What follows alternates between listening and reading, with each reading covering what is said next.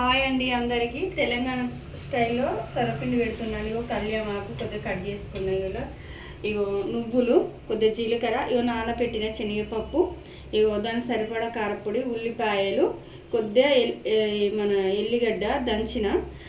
ఇక చిట్టి తల్లి ఊకే ఏం చేస్తలేవు మమ్మీ అంటుందంటే నేను ఒక 2 గ్లాసులే తీసుకుని పెద్ద గ్లాస్ తోటి, ఎందుకంటే ఇక ఊరికే లేక కొద్దిగానే చేస్తున్నా. ఇక చిట్టి తల్లి అడిగిందని చేస్తున్నా. ఇవన్నీ ఇలా వేసుకొని తెలంగాణ స్టైల్. ఈరోజు అయితే నేను ఇగో మన దోశల పెనాలతో చేస్తున్నా. నేను ఎలా ఇంకో నెక్స్ట్ వీడియోలో పెడతాను. నేనైతే ఇవన్నీ వేస్తున్నా.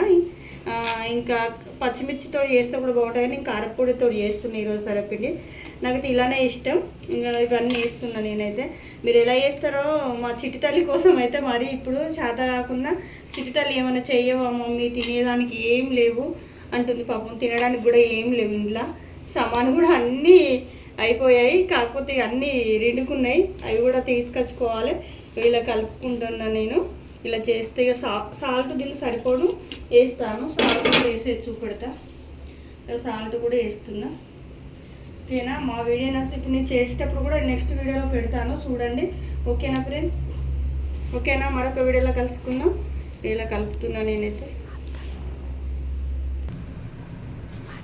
ఇక చూసారా ఫ్రెండ్స్, ఒత్తుతున్న ఆయిల్ పోసాను.